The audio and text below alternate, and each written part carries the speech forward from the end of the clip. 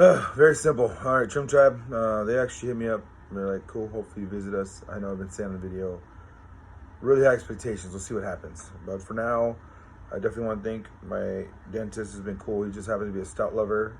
You don't have to like every beer to be a beer lover. There's many varieties, and it's sometimes like wine. Wine, it's common. Something like, I only drink red. I only drink white. So I don't understand why it can't be a beer thing as well. That's all you drink, that's all you drink. So what we got is a salted maple stout. And when I first brewed beer, apparently this is a common idea amongst like every young, enthusiastic new brewer. And like, man, what if we made a salty beer?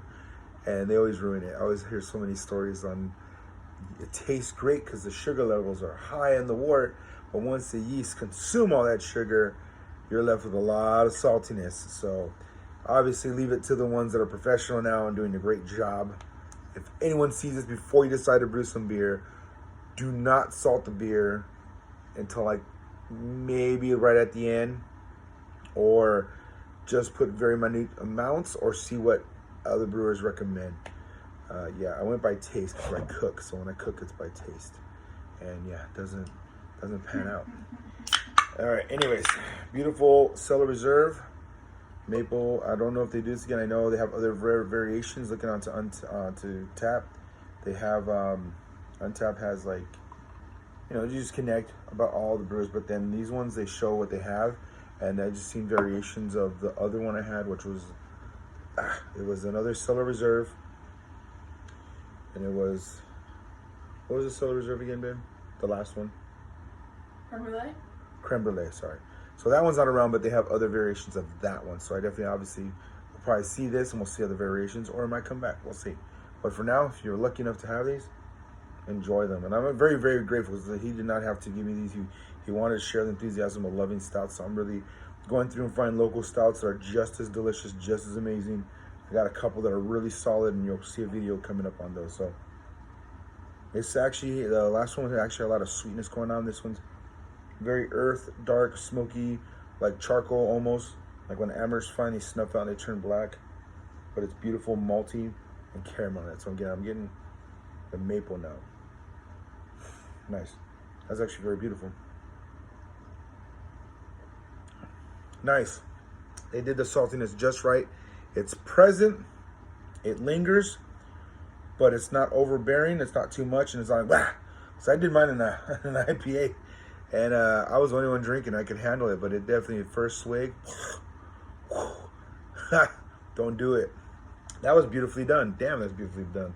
It's still very savory, has enough of the sweetness and the maltiness that adds more characteristics of, like, anyone that has a sweet tooth, you'll definitely catch all those things, but for me, it was very balanced. So I would consider it more, my girlfriend consider it a little bit sweet. I would consider it more savory, but it's done correctly. Damn, Trimtab, like, beautiful so far. So yeah, I have another reason to Alabama.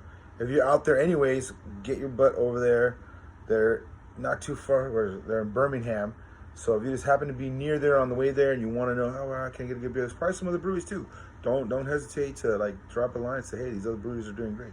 It's just the one I happen to come across because I'm connecting with a friend and switching beers and talking about it and describing it. And yeah, 8.5 alcohol. Usually the stouts are considered like 30 or lower on ABV, which I don't agree, because to me, bitterness is just different between a plant that's green, because of the green cells have that pigment and all that, and the hops and all that, and then bitterness from like burnt, toasty, things like that.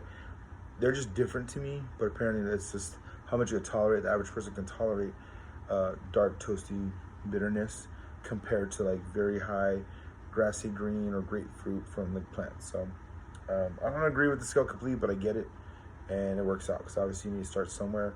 And on average, if you're gonna do beer like this, you can really enjoy things like this and really get started. But you can also get spoiled being into stouts and never jump into IPAs. So by all means, have your favorite. This is great. Beautiful design, very simple.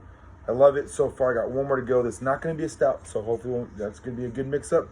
But thank you guys again. Hopefully you enjoy this. Hopefully it's something that makes you, hey, you know what, we're going to have a trip there anyways, and maybe we can go check them out. So do check them out. Drop a line. Enjoy yourself. And for the stout lovers, you got another one that you got to try. So be safe, drink safe, and take care.